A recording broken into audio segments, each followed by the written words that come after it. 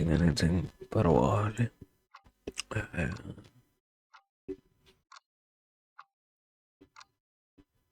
yeah, okay. I was forgetting to to unplug the mouse, but also uh,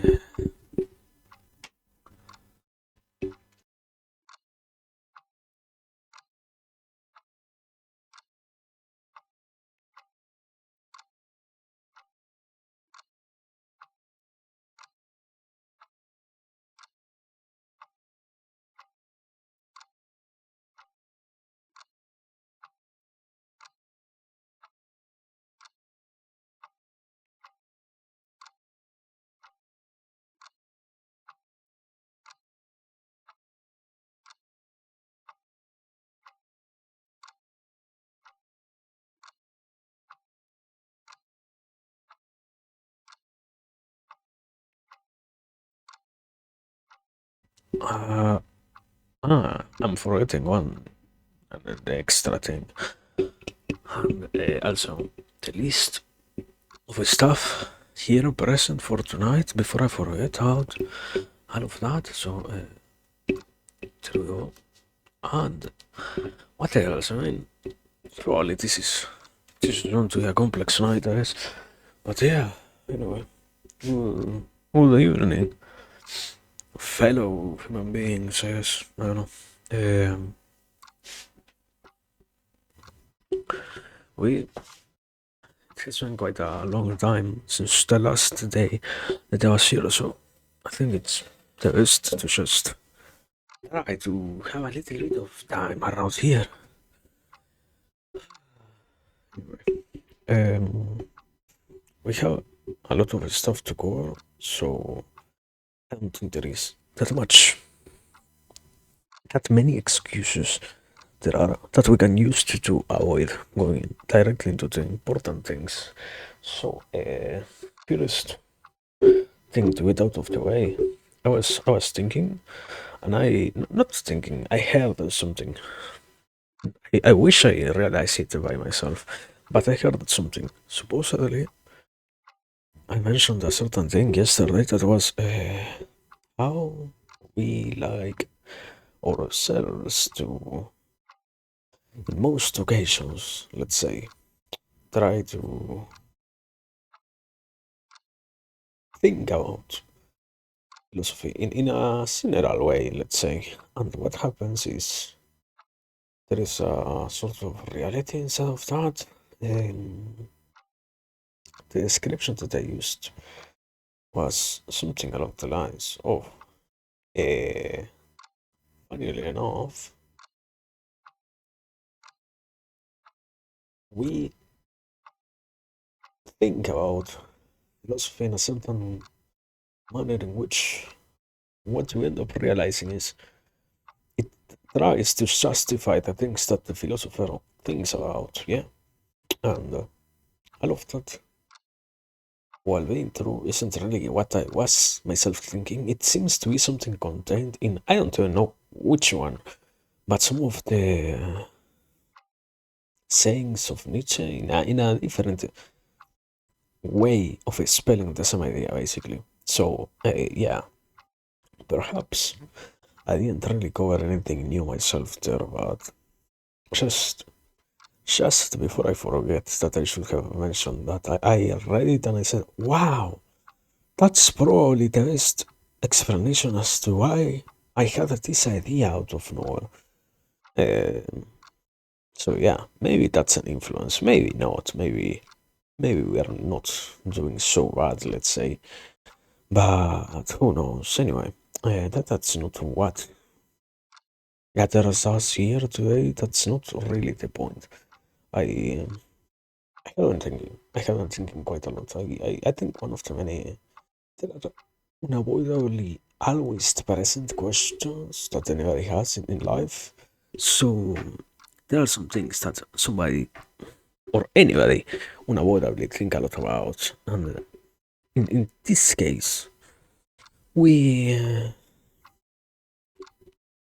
we are here present, I guess. One of those questions was what I had been trying to pay attention to lately. I guess it has become, after quite a long time, uh, present yet again in life, I guess. I have been trying to think how to introduce this, and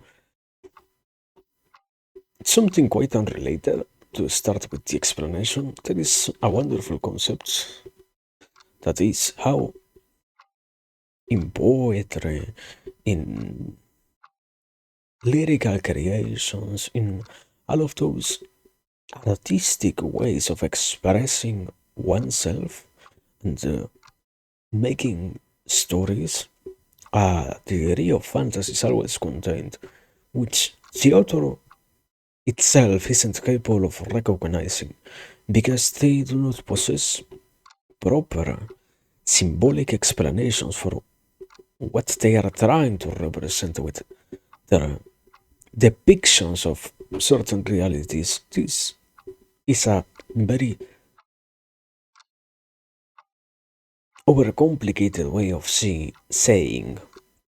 In many common myths, what we can find are explanations for other habits that we have in our life and whatnot, which would allow us to properly see how certain discussions are still predominant in our actual lives, despite obviously all of these being different and always there being some degrees of separation from what the actual myths are about and all of the symbolic values which are lost in the process of creating this whole myth, because unavoidably it needs to have fantastic parts to it and whatnot. There are more important things always present in all of these things, and that is how in all of these myths there is a central theme about something, and any kind of interpretation that can be gained out of them becomes that central theme itself. But at every other time, what happens is just stories do not really have other reason for being in terms of fantastical ones, let's say. This is a nice concept in a way in which it allows for the possible readaptation of what was before just a story into a sort of explanation of reality. The issue is there is something missing inside of this whole piece of work. Many times, the assumption is the artist cannot really explain itself, so there needs to be an interpreter that comes from outside and explains the hidden message that not even the author is capable of recognizing, or is not capable of huge quotes consciously recognizing, because the moment in which a proper analyst appears, the recognition that gets created of any story becomes so intense and so plausibly acceptable that it becomes the sort of norm. In this case, it doesn't truly mean that it's something bad. It might be a correct analysis, and even the author might be capable of accepting it in others. Huge problem. What gets interpreted, even if it isn't right, gets taken as correct because it has that degree of certification that is required out of any interpretation of a myth that was made in the past, that any culture can sustain. That's how I wanted to start this whole narration with, because there is an issue inside of that. I might be onto something, I might be also completely wrong. So everything else from here on might just be based on an incorrect assumption from my singularity. So, anyways, that's just justification for everything else that is to come. I had been thinking. That's what I wanted to start with. I had been thinking about this myth, this story. I have remembered after a long while what this one not exactly the most correct form, because in many cases it happens that our memories might distort themselves in order to create even more singular representations of a certain idea in what we believe are proper memories. So, assuming that this might be not the right story, I'm going to say I remember that I have been thinking long for a long time ago already, probably I don't know, a month or so at this point about this whole story. I had the necessity to study something closely related to it, how the Sphinx exists and how it interacts with this whole Oedipus guy in the story that is also part of the myth of Oedipus and whatever in the representation of the human and how it follows other things based off that in some of them it's just problem that the human has to deal with to get to his desire in that case. Okay, that is one common story. There is another different story that I remember. I don't have the complete exactness about which which one of the deities it was. I think it was also the Sphinx or something like that, in which this deity asked a human one particular question: "What are you?" And from that, it unfolds into what I could never fully explain. There is this issue of what are you as a question of truly just what is the human being. But at the same time, the issue is in the process of asking that, one slowly becomes aware that we cannot properly figure out what we are. We can only define ourselves by certain characteristics and certain pieces of information that compose the whole picture of what we are ourselves, what we have as the title indicates identity and all of that.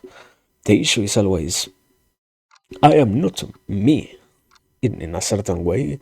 I am something, or I am defined by some other thing that affects me in any way. I do not get to be me. Not because I cannot be me. I know that I am me in a certain manner, but how can I properly signify that I am me is not by me, but rather by everything else that I have around myself. That's the issue of how the this whole myth is posed. Basically, the Sphinx asks, "What are you?" or "Who are you?" Who are you? And the answer is always, I am this certain thing, or I am this certain quality, or I do this one thing. The answer is always no, because the human is not just that in a certain manner. I, I am not just a name, I am not just a profession or a future of a or a past. I am not any one particular thing. That's the issue with being. In if I had to assume anything else, in the situation that language creates, we do not possess the proper tools to explain what being is without lacking the capacity to recognize that indeed there is no one singular word that explains it, let's say. And I do not think it's bad to begin with. Also, good evening, Flower. I hope you're well. Um, it's not something so bad in itself. It's just an annoying thing in a certain manner because it assumes that everybody would be then willing to perform the activity of realizing what oneself is. Not because we do not have the possibility to do so, or just because the adventure itself is only negative or bad in a certain way, but rather because we actually don't, in actuality, in that sense of actually, in actuality, we do not discuss what being is. It is a question that we always try to talk about as if it was something that we fully understood ourselves. There is this, I remember hearing, and another thing that I can bring up related to this, I remember hearing something that I found very interesting. There are supposedly four main stages of life and growth and self realization and whatever. There is something that I heard in one of them, the first one, that was interesting. In the first phase of growth, the human being starts to construct this identity of self that allows you to define who you are. But in a certain way, there is not any one concrete manner in which we get to do that. And in many different ways, it even happens that we have a very common issue for what is most of the population. We do not get to define what we want in relation to what our singularity is, because we believe that the correct thing then becomes to attach what being ourselves means needs to be related to anything else that other people can say about us. We do not get to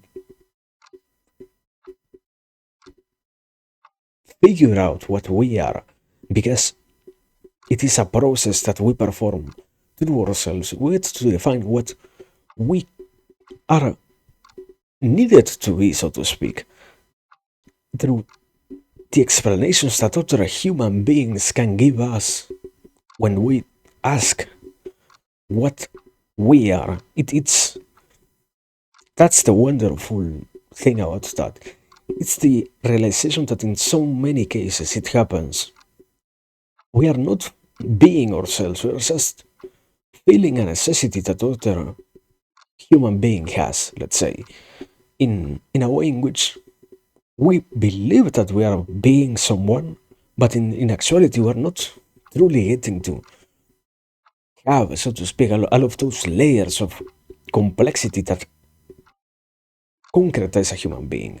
We're only focusing on one aspect of being that we have taken from the outside. In that sense, that's why the first phase is something that in so many people are stuck in.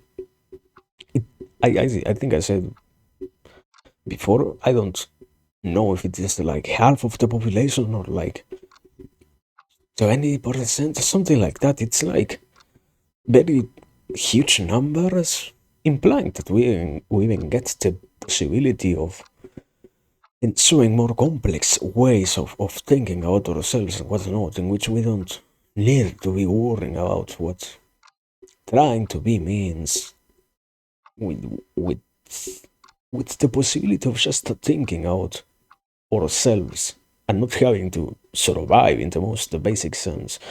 Uh, what is it? Hierarchy of Maslow. That's that whole pyramid of Maslow. It's also another name. We have the basic needs met, and we have the secondary necessities also met. So we get to working what the identity of the self is. At that point is that this whole adventure becomes a sort of universal for every person. Anyways, I'm not. That's not the point here. The point was okay. We are we are always all of us being confronted by the question of who we are, what is to be oneself, what does it mean to try and be someone in a certain way, because in trying to define the question itself of who are who are you, it becomes an apparent reality that to gain a proper answer, it is to be capable of understanding every other thing that we have in the past or even in the present use or used to try and explain what we are offered to be. That's I knew I was missing something. There is this whole another concept. What I what I talked about was a little bit more basic of how through the discussion with the outside we get to define ourselves through concepts of the author, quote unquote, or the author with bigger O. I don't remember capitalized O or capitalized T. I don't remember.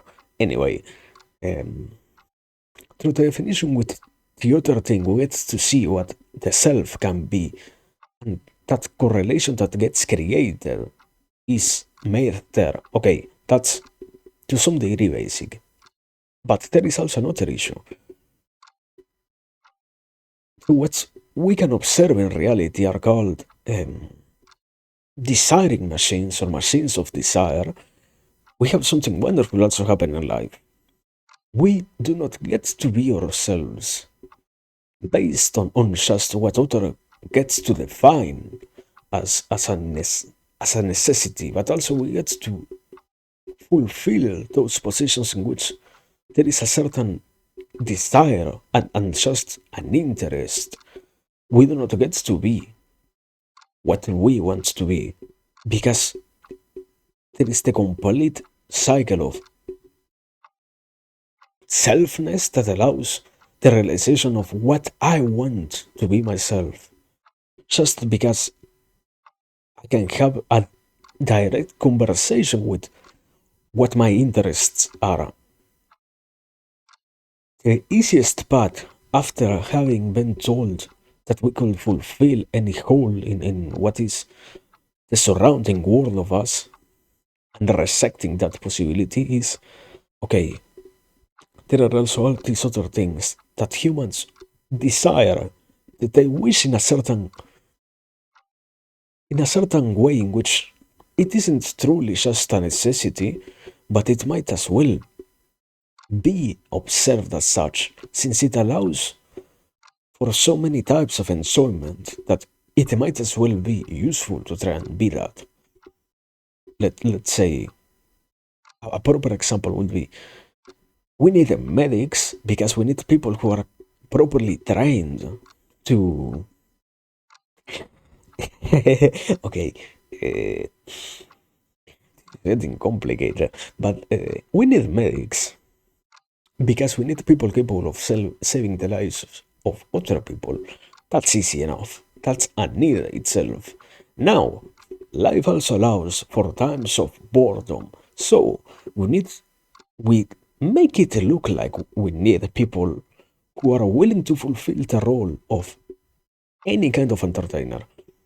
That's the offered possibility. That's what comes with the desire of a need that is not in itself artificial, since it is something that at this point everybody can resist as a need, but that gets validated only through the possibility of making it such a legitimate need. We're not. That's sort of a different story altogether. How we get to legitimate those sort of ideas in the world. The point is, we make it look like we have also those other secondary interests, needs, and in those places, the self can also define itself, so to speak. We can we can say that we are what other people want, not because they need it, but rather because it allows for a certain degree of satisfaction. within them that would retroactively also give ourselves a sense of satisfaction, since we are doing something better than just doing what is necessary, so to speak. Inside of those two basic levels, we can say that people are allowed to recite the most. It doesn't need to be such an active questioning, that one of, okay, who am I? Because the answer can get easily answered. Sorry, the question can get easily answered itself through the usage of any of those two ways. The third way is the possibility of realizing something that allows oneself to understand what we actually want to be. The fulfillment of, or defining and finding what is a proper answer for who are I, who are you, is not something done through those two active lines, so to speak, even if they are valid still. But the third path in which one gets to try and look at oneself, besides what is the validation gained through the outside, and besides the fulfillment of basic roles that to some degree everybody could be capable of fulfilling, the moment in which that deeper line of observation about oneself becomes available, we get the possibility of getting to know truly what we want to be, and truly defining who are we to any level. It takes,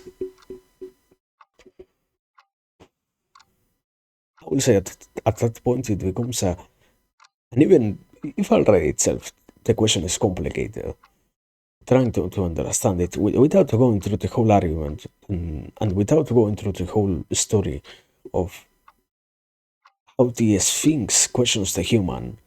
This myth goes something along the lines of, okay, the human is transported to this meeting with the deity that asks the person, okay, who are you? And they give, to begin with, their name, and the obvious answer is, I didn't ask what your name was, I asked, who are you? After that point, as I was saying, the next easiest step is, I am this profession. The person is also not just the profession that they profess, or the beliefs that they have about the world, or any of those particular things. That process is until the reality is found of what the self is, that at the end of the story, in a certain way, if there is any valid answer, as unreasonable as it sounds, it was something along the lines of, I am me. Being capable of being oneself involves the realization of what truly is that one wants to be. At this point, I guess it becomes confusing, because what it means to be capable of realizing what we want to be ourselves entails this whole process of discovering what has been all the other things that we have taken from outside to believe that we are ourselves, just to avoid the whole process of thinking what we actually want to be. And getting to discover that reality of, yeah, I, I can say now that I find myself in this position of being, as a being myself, more comfortable than I was before, because the honesty that I have reached with what my own existence signifies, not just for myself and for other people, but for everything else that entails me existing, is an answer that makes me not just content with being, but capable of saying that now being is not just a question of necessity or unavoidability, but rather an open possibility to actually enjoy being. That's, I guess, yet another different way in which you can interpret that whole story is also the capacity to sit, como an expression of sit in comfortably in oneself's skin or something like that. Being comfortable in oneself body in the most practical way of I can actually be myself without believing that I need to be any other thing but myself. That's the main point from this. The possibility of answering, yeah, I actually am me in a way in which I am happy with what I am. That's the basic entry level statement here. Okay, I am me and I am happy with being myself. That was the I guess the whole point of what I had been thinking the most lately, trying to understand it in a way in which I don't just can get to the conclusion, oh yeah, yeah, uh, who are you? Are you actually who you wanna be? And blah blah blah blah blah. But rather,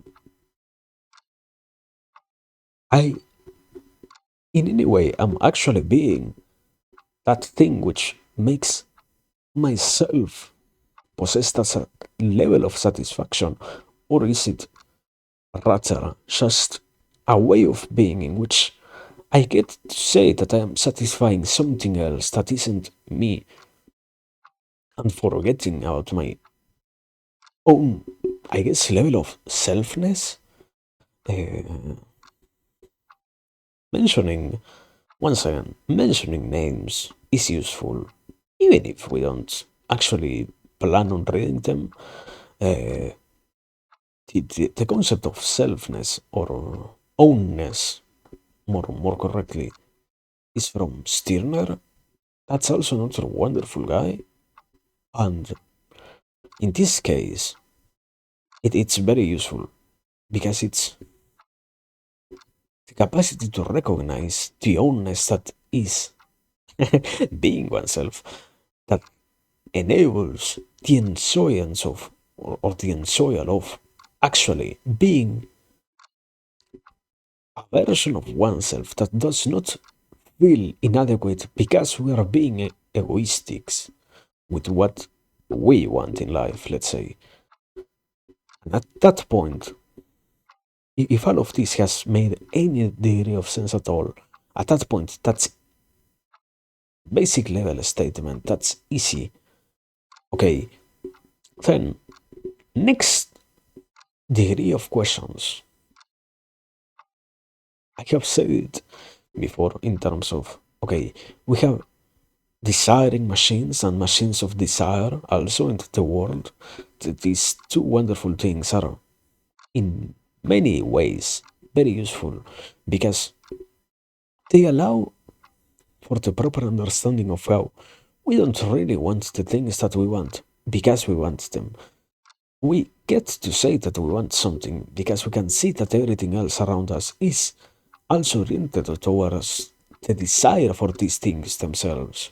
So, by just in a rational way, by just justifying that we like something through the wholeness of society, we get to fit in within the main narrative a lot better or easier than if we were to properly try to articulate what is it that we like ourselves. And in that question, there are many of the common things, or in that whole process, I guess, there are many of the common things that we like. And I guess that to begin with, it took me down a certain path. I was Also thinking after that, I found myself thinking about something very funny. I remember, I think I don't personally really sit there and uh, find myself to be doom scrolling yet again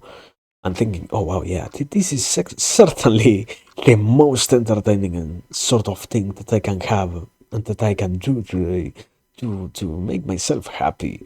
This is certainly the wisest usage of my time, or even if I am justifying it as a sort of that time in which I need to rest, this is the best way in which I can rest myself. That is not the statement that I would utilize for any of that. I find myself in that state and I say, okay, wow, am I actually interested in doing this? Or I am just, because I can see it happening everywhere else, I can say, okay, at least this is not actually an issue, since this is the common event. Now I get to freely live with my consciousness clean, since I am not being a part of my own decision. I am just submitting myself to the basic position of, since everyone else is doing X thing, it is justified for me to also do this X thing. It's that's why I say it's a very rational argument. It goes along the widest varieties of what is also morals. What we get to define as morals are just a set of rules, of implicit rules that exist within any society that everybody is agreeing on following, even if they are not actually being discussed. Because, in that very same sense, what we have with the things that we like, in most cases, are not what we get to experience, each one of us, and all of uh, all of the people who experience them at the end of the day define them as good, but rather what we heard other people saw as interesting. Then, because we fear that sense of rejection that comes from not being part of the same wave and not doing the same thing, we can follow. Okay, then unavoidably, at that point, it becomes easier to say, yeah, I'm just doing it because that's the norm, that's the at least not bad thing to do. If nothing else is going to stand up against this, I don't have a necessity to do that. And I guess that's the funny issue with thinking in a primitive way out these sort of things in general. That is, you need to be you need to completely oppose it in order to be capable of removing yourself from it. Not actually, you just don't need to follow that many things. I can find what I like and I can try to do it myself. And I can try to dedicate my time to it. And I can see how it benefits me.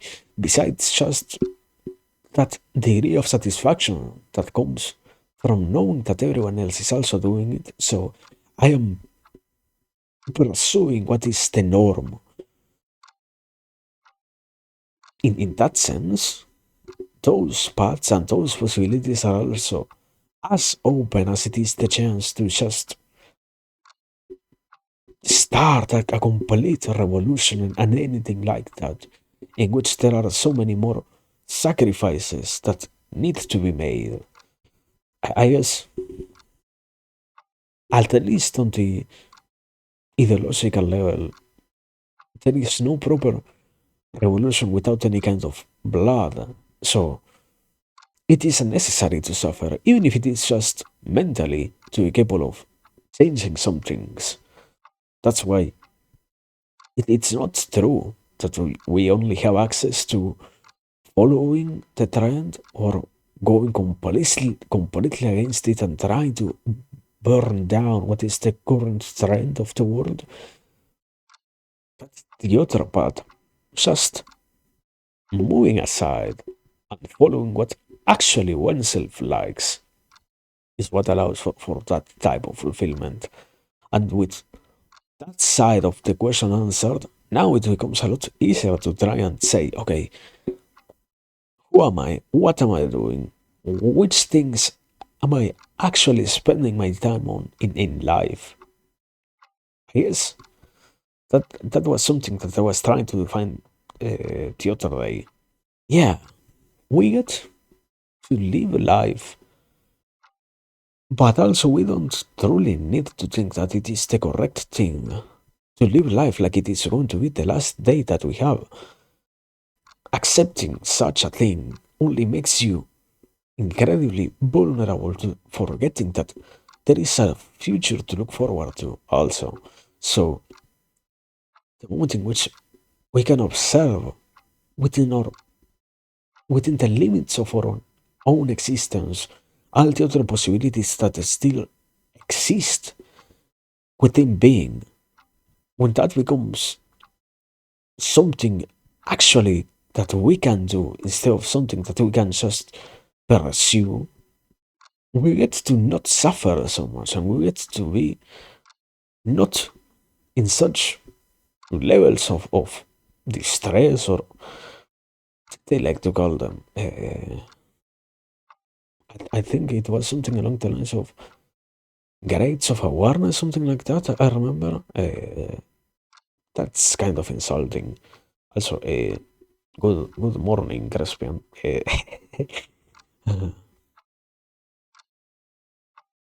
But yeah, that's something to begin with. And I don't know. I think it's always something funny because in many ways, trying to answer this question is still complicated. It's always a good evaluation of the self to see how much further have we gotten in the proper definition of what we are, what I am myself, when it comes to understanding and being capable of actually being honest with what we say that we are, without attaching as many other excuses as we can to the concept of being that is usually used in the common tradition, I guess, or in the most average way of existing. So, being, yeah.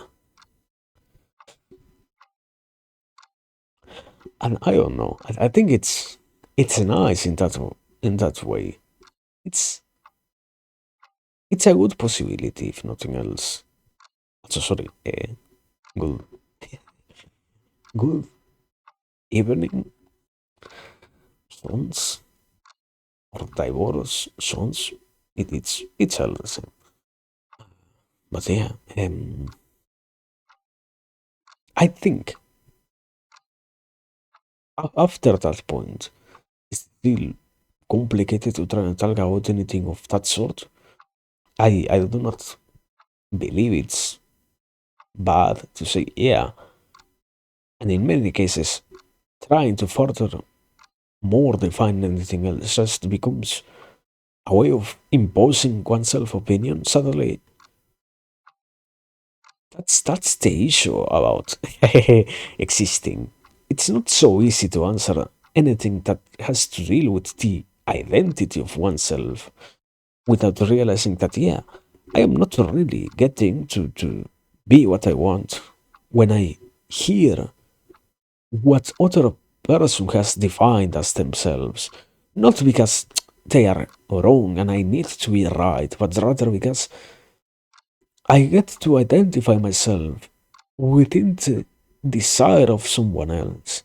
And it's the same thing that I mentioned before. I get to believe that it is correct to just give up on trying to be myself. I would rather, at least personally, I wouldn't say it's a lie. There was no point in my life in which I didn't think about something along the lines of, if I can just follow what someone else can say, it's easier. to do that than to try and actually be. I do not have the need to think and to properly believe that what I am doing has any sense. If I follow the path that another person laid in front of me, and the best divorce from responsibilities in that sense is, and if they were wrong, I do not get to have blame over my things. I get to blame what they chose. So that's why I think it's also important to try and properly answer that question. That's something that I do not like about how this, what I was starting with, meets the defined society. I guess, I don't know, memes, they are the DNA of the soul. The same thing with myths, but in this case, more real, quote unquote. Uh, these sort of myths and lessons and ways of thinking about the world needs to be a little bit more validated.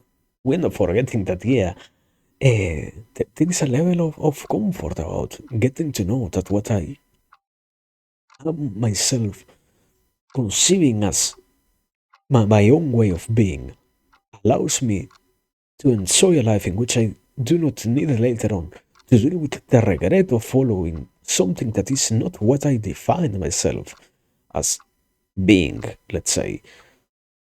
I forget that's the complicated part. You could argue in many cases somebody might live their whole life without ever realizing that yet they are following something that they themselves do not actually want. That someone else was capable enough of saying that they should have wanted, that they never have to deal with the realization of, yeah, this is not what I want. I can follow, I don't know, the traditions that my whole family had about this one certain profession, and that's it. That's one of the good examples, even. So something wonderful that used to happen even more in older societies was we didn't have really the possibility to choose what professions we professed ourselves. We only got to say that we were going to unavoidably follow the tradition that our own ancestors followed inside of the communities that we used to form parts of, because that was a lot easier to try and argument for ourselves what we want to do, the, against the risk that the possibility of being anything means. It's easier to just follow what another idea can bring into this world, what another representation of this world is capable of telling us matters, because creating one that works for the individual is not just complicated, it's always fragile. Every single thing is fragile, but assuming and being capable of living comfortable with the acceptance that, yeah, the way in which we chose to be is as fragile as everything else is to some degree too much comfort for most, I guess. And not that it's impossible to do it in any way, unavoidably. Whoever is willing to do that finds an answer and gets to define themselves and be whatever they want to be, and not have to deal with that, what I was mentioning before, later regret that comes from not even being what I want to be, but following the path that another thing defined, and just surrendering myself in the face of that, or even worse, after seeing that I was doing something else, not even trying to go back into the question of what I actually want to be, but just giving up entirely on being, so to speak.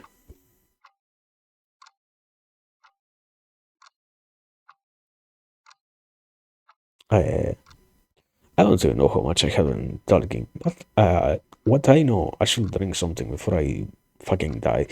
So, give me like 1 second.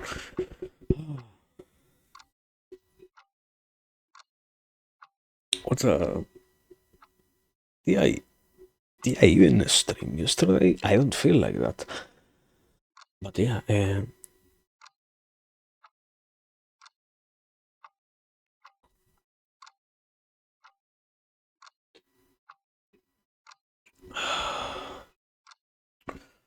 that's personally the latest thing I hadn't think about. I guess, man,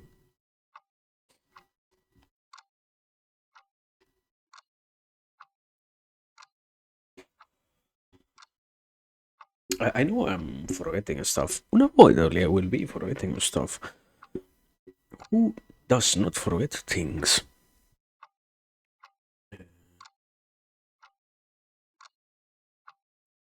What makes you come up with all these ideas, specific events that happen? The best definition I can give you is not mine, also. It has to do something with fuck. I can't probably remember who. I remember hearing somewhere. Probably, if you search the word, something like Google will be capable of telling you where does it come from. But there is a certain concept instead of how the imagination works and all of that, in which we are inhabited by thoughts, and we are inhabited by all of the spirits of the ideas that we have. So, by allowing myself to read a fucking lot, I allow myself to also have many things to process. At some point, a conclusion gets reached. Instead of the unconscious mind that gets brought up into the conscious mind, the whole idea gets understood, so everything makes sense out of nowhere. And I just think that I can say, I can, something wonderful, I can take ownership of that. Nothing of what I say is truly mine, but I can act like, yeah. I sat there and thought for a dozen hours. Not really, what I mentioned, I can take a little bit of what I heard from this guy. I can articulate that a little bit more with another handful of explanations that I heard from other people. None of that gets to make the conclusion happen. But in reality, I don't think it's that possible to get a complete original ideas. And I don't think that it's something bad. The discussion is not about being original or not. I think it's just about making stuff understandable in a sense. At least that's how I so far like to be. It's better to think that way. To make the world understandable is better than to try and make the whole world just a be. The chaos of, in a certain sense, the chaos of being without a reason is itself to make everything valid, and that's not comfortable. So it's slowly processing everything that I have heard, I guess, and getting to understand that. Not, but yeah, it is still not a proper answer. Uh, yeah, a combination of both, I guess, through other stuff, events, hearing people, and thinking about it later on. But yeah, it it only happens if both parts are present.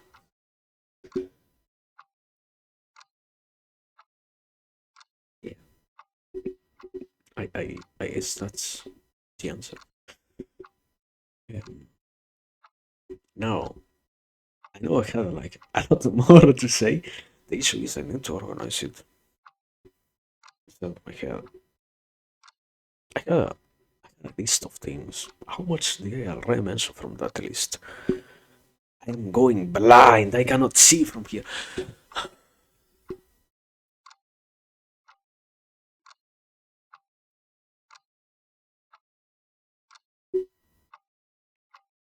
Yeah, okay. Yeah. There are some other things that I also did forget to mention.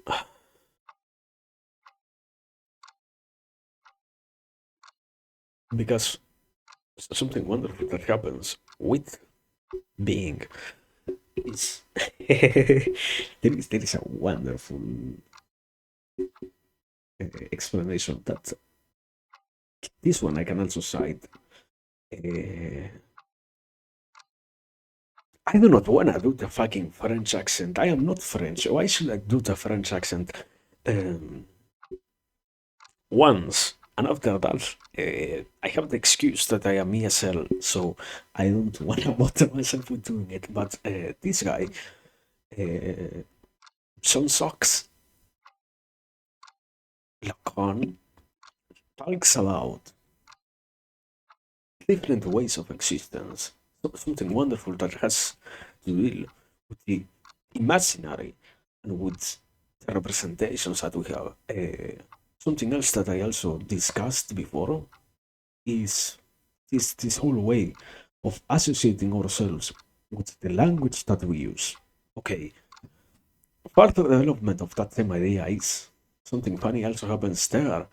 We do not get to be just what we like, but also we get to be the opposite of what we do not like in order to fulfill the prophecy of being in regards to the same that we could have liked in an argumentation with that makes it work for our own senses.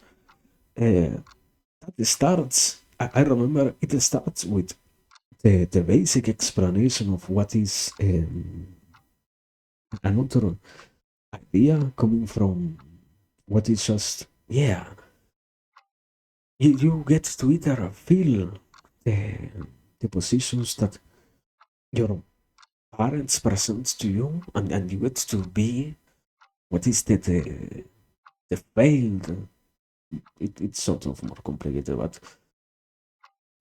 the failed dreams that get imposed on you since you are a children are either what you align yourself with in in childhood or what you completely avoid. And also the very same thing with the different filiations that we end up having in life. Either we get to have repeating patterns, or we get to completely move ourselves to the direct opposite in order to avoid having those same things exist. Only those two sort of chances are the norm in all of this language. That's once again simple stuff. So far, that's what most can encounter. The issue happens once we realize that we also can choose. Something funny about being is we have a lot more freedom than what we are sometimes capable of dealing with uh, in a certain way.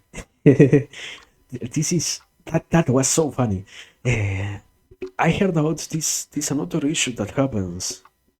It's easier for us to choose between like four different flavors of cereal than if we have 20 different boxes to choose from.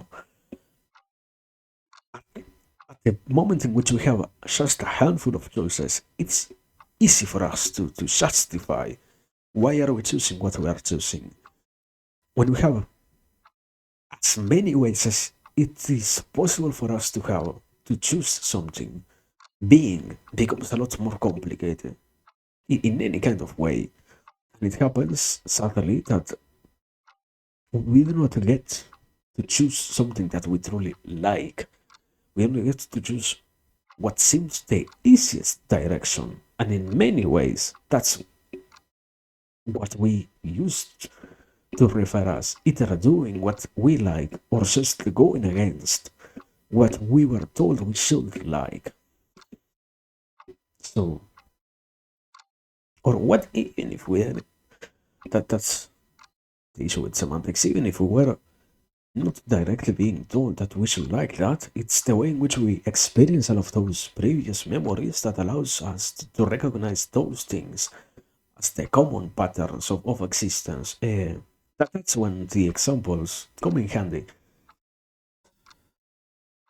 What all of these discipline tries to talk about, basically, what Lacan and Freud try to talk about is these wonderful ideas of we target to be not with the hating parents that we had, but when we choose a figure of affection in our adult life, we get to choose the complete opposite, a very loving person, as somebody to fill it ourselves with. Because what we are doing is going for the complete opposite of what we had before. That same thing is the reality with this. We do not need to actually follow what is just the basic plan, but it's better to do that. It's easier to do that. Trying to define for ourselves what we want takes a lot more effort. If we the possibility of understanding that what makes any kind of person enjoy more alive is not somebody that is extremely overwhelming in any of both sides, from passing passing on from somebody who is completely neglectful of ourselves onto somebody who is incredibly apprehensive of what our liberties are because they quote unquote have so much affection for us that they are unwilling to let us be in a way in which we will put ourselves at a risk, which is a sort of inherent quality about existing, that everything is dangerous to some sense. If we forget about that, we'll end up serving the complete opposite master of what we used to have before. Not because we actually want that, but because it's simpler for us to just decide, okay, you know what? I can go for that. I I did not like this one experience. Maybe the other direction, the, the polar the polar version of this might be better. So that's why in general it's complicated to choose what we actually want to be because realizing that we're not truly moving ourselves in directions that we want, but just in directions that are easier to follow, takes also a lot of work. It's it's easier to say it's more suiting mentally to follow what I didn't get to have a good experience on since I was younger than to actually find what I might like. It's that's the correlation with the concept of the inner child. It's easier to at least satisfy that desire of I want to know how this other thing, this polar thing feels, even if it feels bad. Because I quote unquote am afraid to commit mistakes in life. This whole discussion about how yeah, imperfection is the beautifulness of life itself. Sort of being aware. That's another myth, another wonderful myth. Even if the human who is I think it's, I would say constitution. I don't fucking know the constitution. It's like a basic law. At least that I know, any civilian who has the possibility of being aware about the laws and consciously decides to not learn about them is also equally punishable because of their mistakes as the one who failed while knowing. Because the possibility for you to realize things is there. It doesn't mean that you do not have the need to act on it.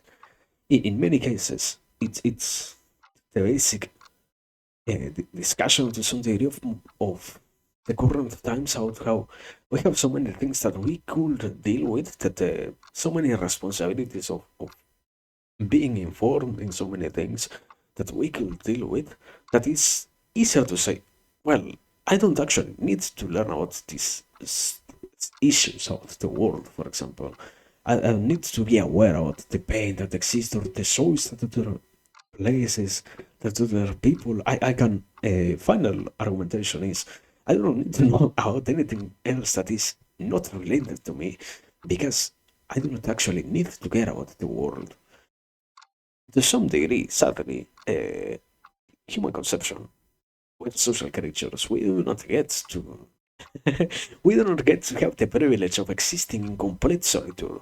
So, to some degree, to the most basic level, it's necessary to at least know a handful of human beings. So, yeah, if, even from the most extreme position, it is already obviously wrong.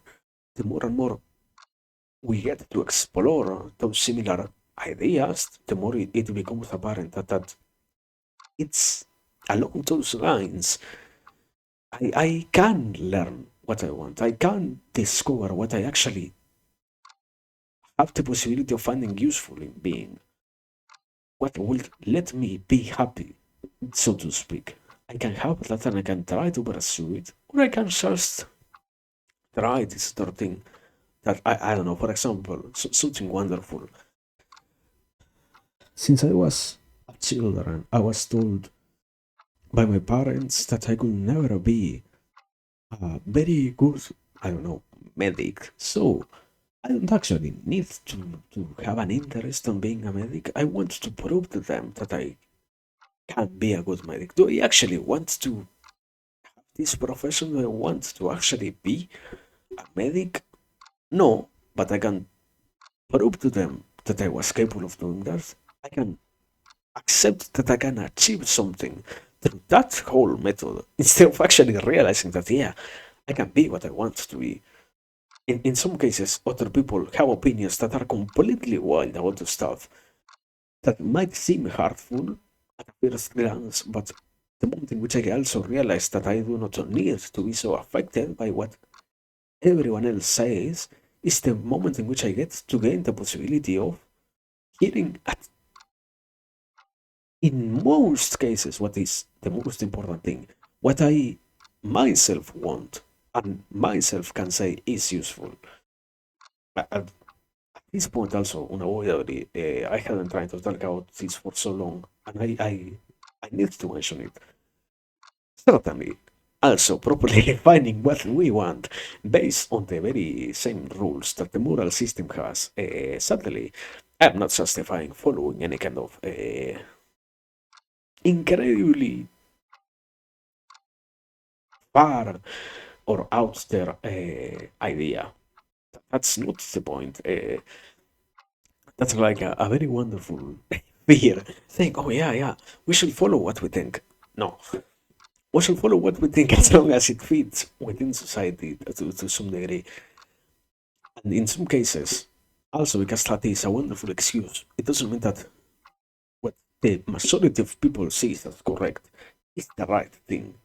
It just means that we also need to understand when what we have in front of us is actually interesting, even if people do not see it as such, or if it is just a sort of justification of a personal interest through this very same method of saying, oh yeah, yeah, no, I actually care so much about this thing.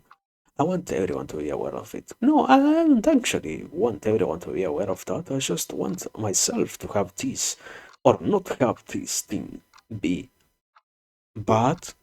I can look myself in the mirror without feeling so much judgment from myself if I say it in a way in which I do not have to deal with the responsibility of knowing completely that it is just my opinion what I am following. I guess that's the issue with this level of radicalness, that one needs to be capable of accepting that it will, quote unquote, hard, but I don't know. Also, uh, new discovery, life is pain. Wow. Can we get a clap, please? Unavoidably, everything to some degree is going to be unenjoyable. So, trying to say it in a way in which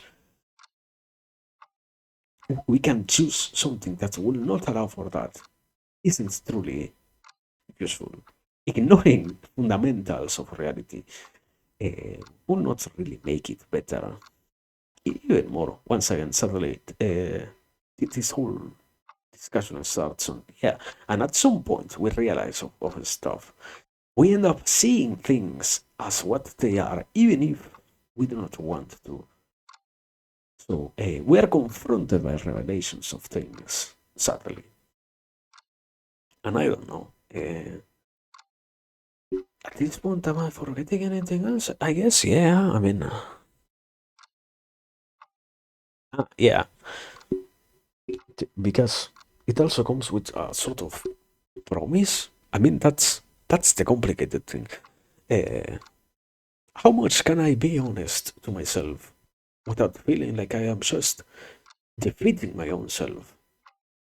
In a way, accepting that what I was doing was so wrong and that what I was following was not truly what I liked means the need to feel it with something that I actually see as interesting.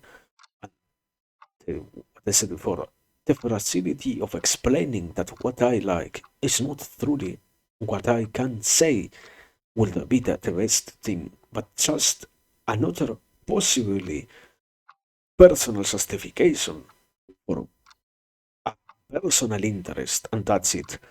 In a way of this whole discussion about following what is the best or what is the on what serves only good things and what not, that has to deal with the notion of virtue and what's not. In out of that stuff can happen, unavoidably it can happen, but at the same time, uh, even if it were to be a risk, it's better, I guess, to try and pursue it than to just live constantly with that emptiness that is, yeah, you know what? I don't need myself to feel happy if it means that everyone else gets to be happy around me just because I'm fulfilling what I mentioned before. Either positions that are inherited, either positions that I saw weren't needed inside of this world.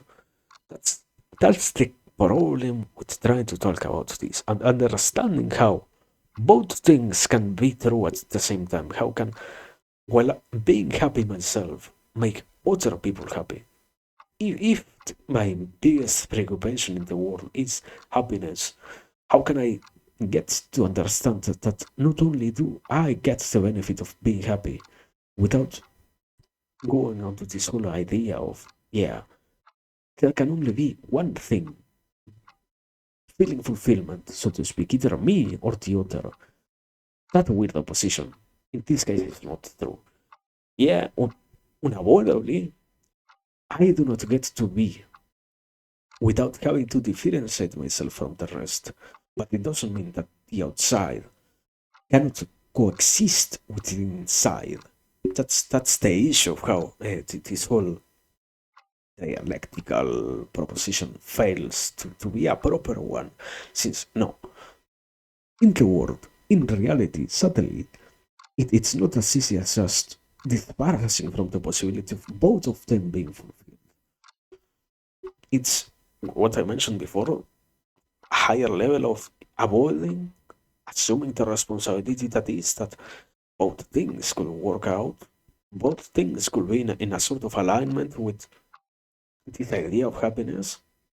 It's if I have to spend my whole life figuring out what I actually want, what will allow me and what will allow everyone else to also be happy, what will be the best for everything, I might have to literally spend my whole life trying to do that and trying to actually continue doing that once I find out what I want. So, you know what? It's easy to just define it as either the other being happy, me being happy. That's it. So yeah, that's I guess implicit idea. The fulfillment of the individual, while also the proper fulfillment of the role of the person within the community, I guess. Am I missing anything else? I don't know. I should drink something. That's what I know actually. I should drink something and try to think what else I am missing.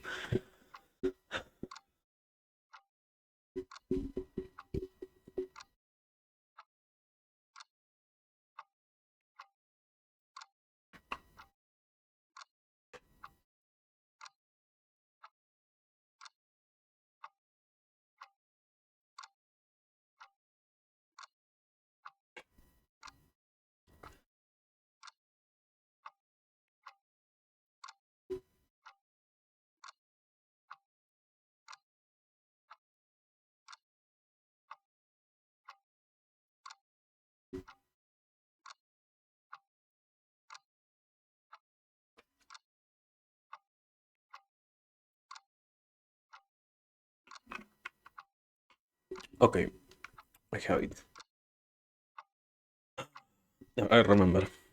There was something else. Also, with Europe, no frames. We are so fucking comfy. Anyway,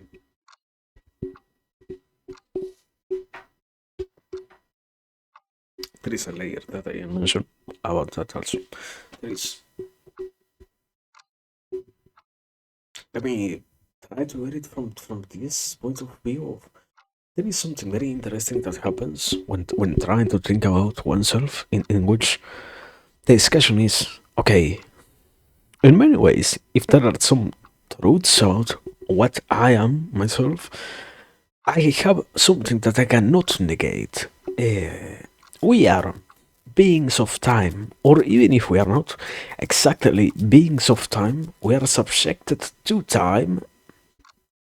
We are, I think, one of the common expressions is something along the lines of we are prisoners of time,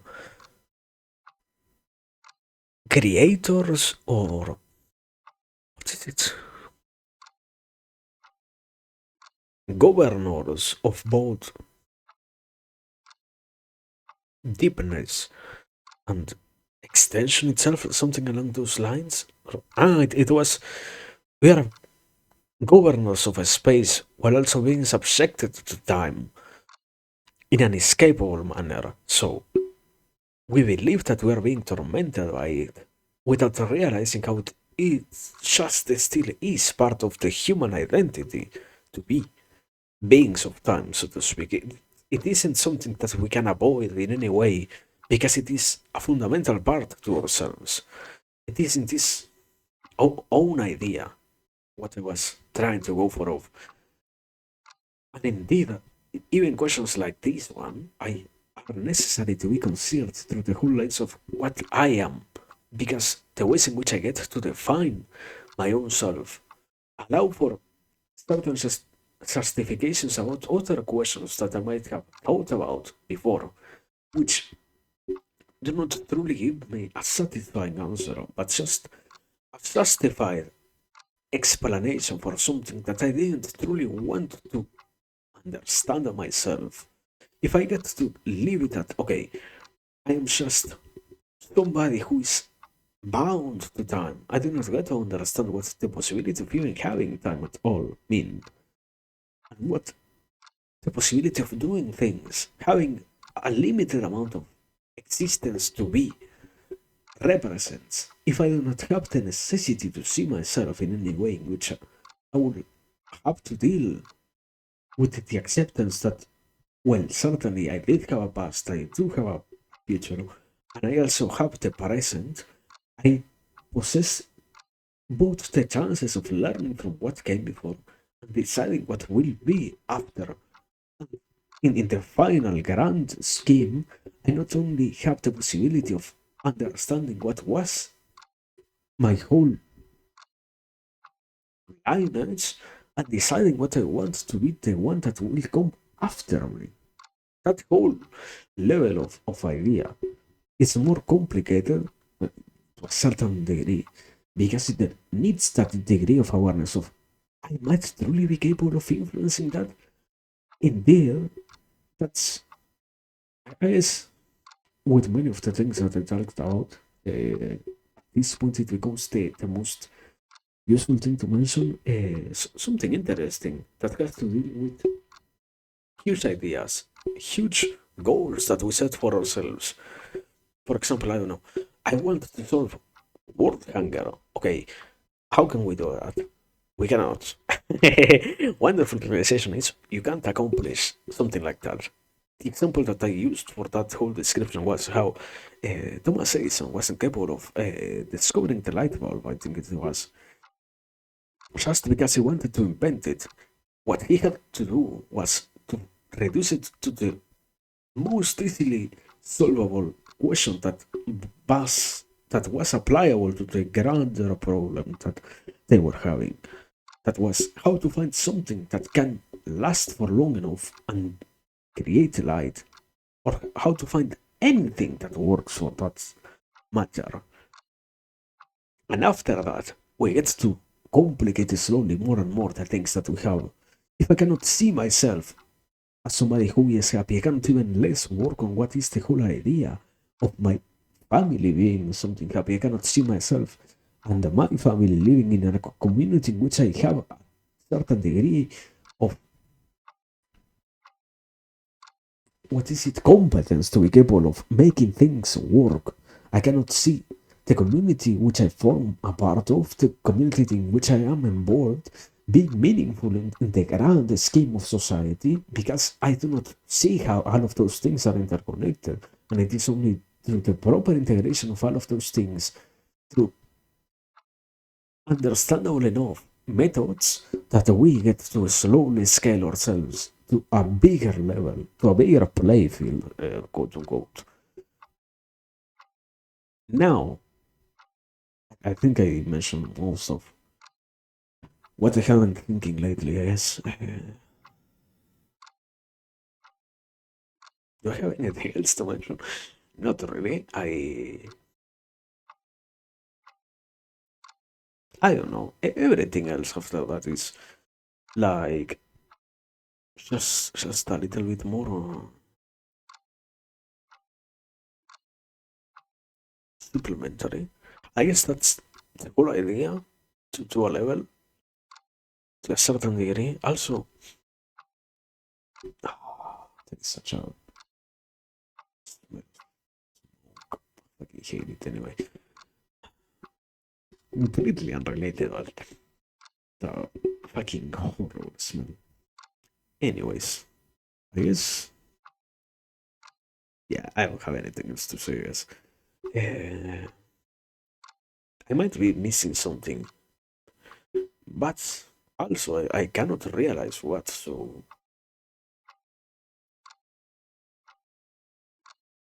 I mean, I mentioned most of what I have been also having to deal with lately. This wonderful from the systems that we see in the daily life to this whole stuff of desiring machines, machines of desire. I guess unavoidably there are other things that are, as always, left unmentioned to some degree because it's complicated to be capable of bringing up everything that is related to all of this. And so it becomes easier to just say, yeah. This vague allusion to the idea itself, but probably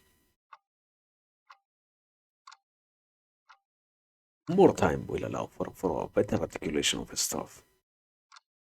So far, this was just a preliminary explanation, I guess. I don't know.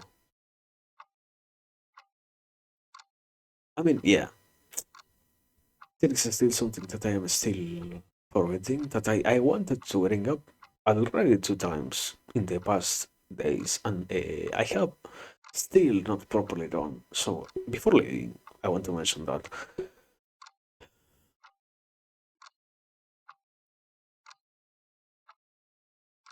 I understood it properly. I think it was literally today, or if it was, I think it was today. If it wasn't today, what is like yesterday? Uh, why I mentioned him before and why I said I was going to mention him again, and I was just going to say it properly once, was because also Lacan explained something else related to how we psychologically think about the world, related to how the representations that we make ourselves of it through the words has some different holes. That's why we have this whole side called the imaginary that gets fed once we find holes in language that cannot get fulfilled. But if only through the explanations that are outside of the realm of understanding. Uh, so we are taking the sociological, psychoanalytical direction. Yeah, I mean, I think that's the sort of easiest way to explain reality to some level. I mean, I wouldn't say it's directly the most sensual one. Directly the way in which the conceptual world seems to be very much easy in some senses. What what I'm trying to get at, that's a sort of proper argumentation through Lacan.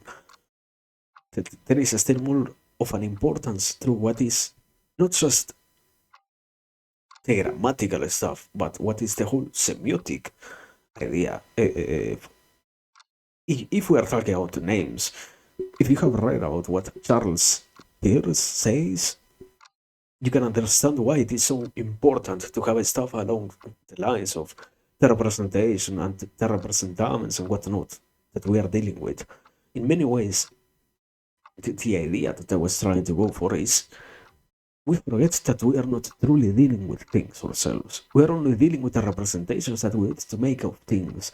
So many matters, what we are trying to talk about is not truly what we have in front of us, but only the way in which we conceive it. If we get to properly conceive it differently through readjusting the lens that we are using to talk about reality, it becomes a lot more manageable because we then get to have the possibility of also readjusting everything else that was related to that particular idea that cannot be if it doesn't mean just what it means. Let's say that there is semiotics in general. One of the wonderful things that has is everything that gets to be, every symbol is only the thing that it is because of the necessity of it being just the thing that it is. You cannot have two different symbols represent the exact same thing. Even if everything at some point seems similar, they are all symbols. More atomic view you get of them, the more you realize every single one of those defines the world in a particular way. It has to deal with how, in some cases, the change starts with something small because everything else slowly gets to move itself through our own ways of understanding reality by allowing all that we used to understand as the world to slowly shift, I guess. I mean, I don't know. I don't like to speak also on complete absolutes. That's why I think it's better to talk about the world in that sense. I cannot be so sure that what they say is the correct reality. So it's better to always leave that open. That open-endedness of the dialogue is better in that sense. But yeah, that will be now the proper idea. That whole side of how indeed in some cases what we are dealing with is not really what it means, but rather a different way of adjusting ourselves to this same expression, which we could only understand through one lens before, but the also option or availability of or understanding to let it also become something else if we were willing to see it as such. I guess, yeah, also, in that sense, I didn't mention that. The sociological statement of how, in some cases, it becomes possible for societies to realize what their issues are once they get to see uh, why something that they used to have as a tradition needs to change for the betterment of the world that they are trying to construct altogether. Something along the lines I think of, it's the suffering that used to get justified being no more used just for that a justification of something bad, but rather a proper transformation of the laws within the world that everybody has to live in. I guess that will be it.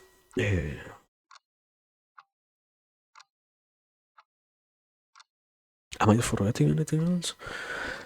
I think, you know what?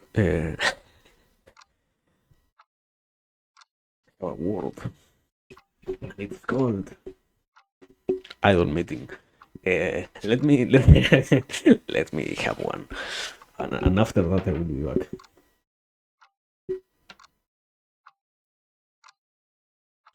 The Schopenhauer interpretation. I mean, the, both the nihilistic and the absurd and all of that. I like them, but I do not completely agree with them. I mean, that's what I was talking about.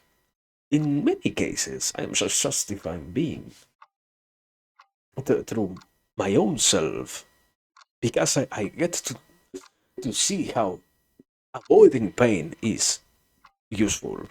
For example, the opposition that he creates, Schopenhauer and Nietzsche and all of those people create, to negativity that to some degree is even taken from the ancient Greeks and Romans and whatever, is only that, a basic level of, yeah, the world is either good or bad. I should align myself with the goodness and blah blah blah blah blah.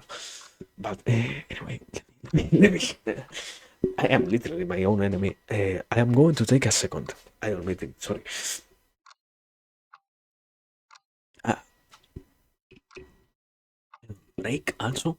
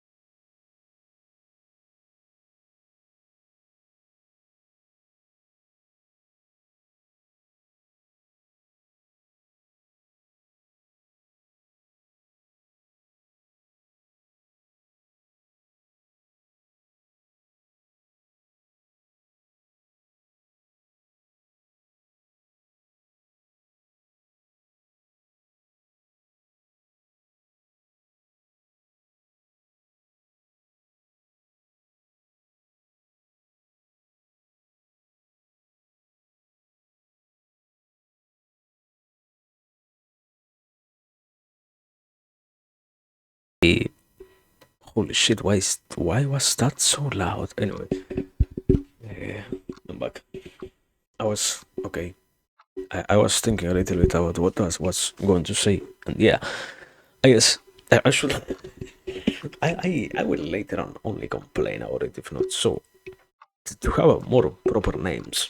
Yeah, as I said, we have the route of the semiotical explanation, but also yeah, unavoidably, you need to have a little bit of, I guess, that self-awareness that indeed what I am talking about this is still subjective. So I don't know. Uh, we might as well try to define it as psychoanalytical, psychological, whatever. Of everything that I say is subjected to my own subjectivity. So part of it, but also at the same time, uh, I feel the need to say, and most of that is also fed by what I have been reading lately, uh, what I have been indirectly reading about, I guess, more this whole wonderful thing of schizoanalysis that both Deleuze and Guattari pointed out. I mean, I have already sort of had to start talking about all of those things. They seem to be a lot more fun, influential in the world than what I expected. So, unavoidably, also, great minds get to declare a lot of things that we can later on, as I was saying before, believe that we told about ourselves because they are plausible enough for us to apply into our own logic. But I am still just also processing that I wouldn't say, yeah, either I fully comprehend it or even less. I get to be so capable of saying that, yeah, everything that they said was completely useful. But yeah, it's partially just that the exploration of, I guess, what is being alive means through a proper optic that allows an answer that doesn't feel as reductionist of the world as many other directions. I don't know if that really makes sense. To some degree, that's the issue.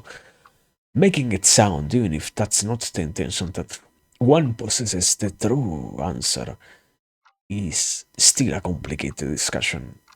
Having the possibility to talk about finding any kind of meaning in life is a complicated, not topic, but rather topicated,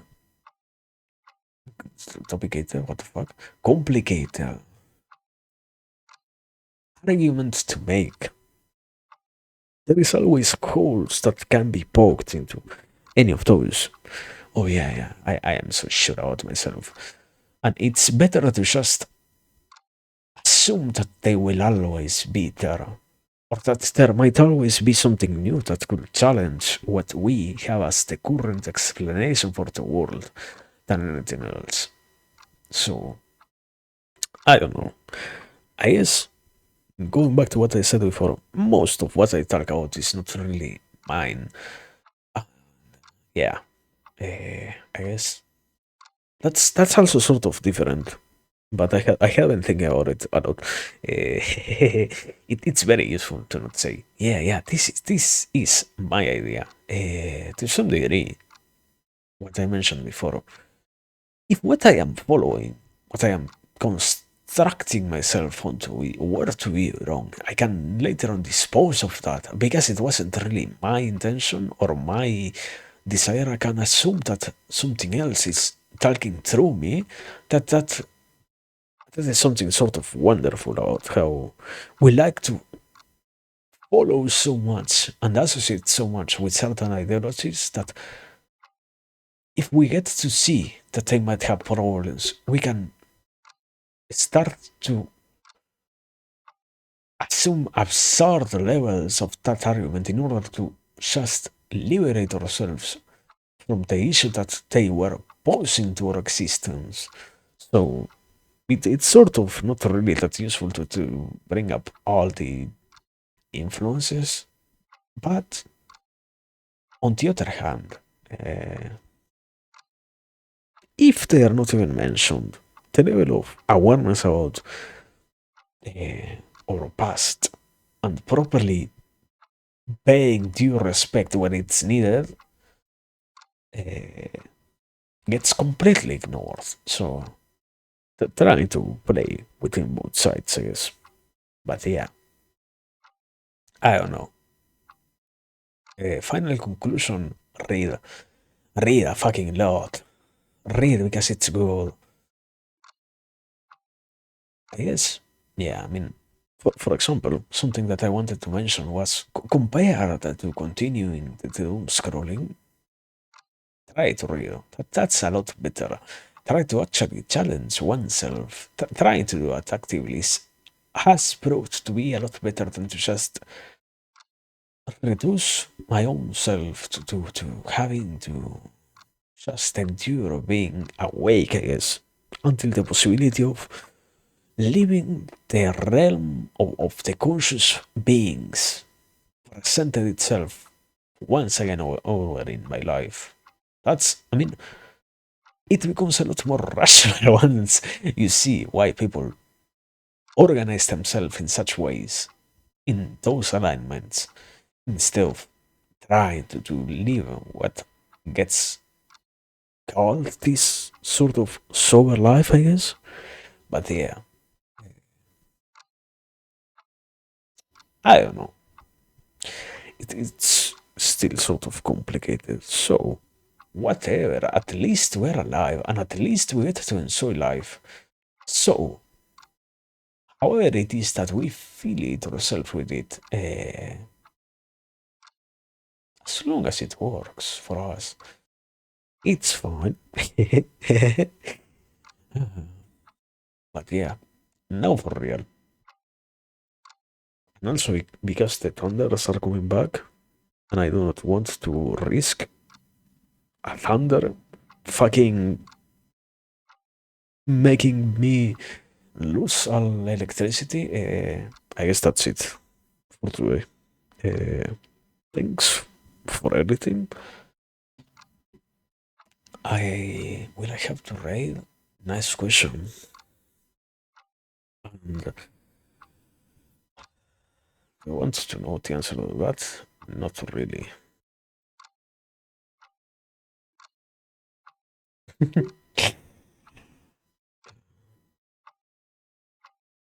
What is SAT?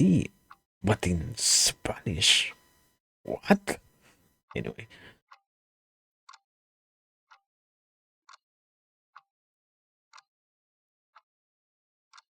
yeah, but we'll have to raid. It's so incredibly over. Thank you for the stream. As always, thanks for the patience, for trying to follow whatever it is that they say. Uh, Neurosis, clinical neurosis. It's all just that. So yeah, it works. It works so well. And also, welcome and thank you and slash goodbye works. But why do I have? Why? Why is there no auto raid function? Twitch, what are you doing? Why are you? Anyway, uh, free choice was a mistake. That was that's the real conclusion. I have to be conscious of my own decisions. Why do I have to do that? Why do I have to choose? Why do I need to choose? Why don't I get to just follow a random thing? Why is life? Why is the requisite for life being conscious? Why are we us? Not not us. Wow. Also, I am getting another now, playing without even being on a stream. Holy fucking shit. Twitch, what the fuck are you doing, Twitch?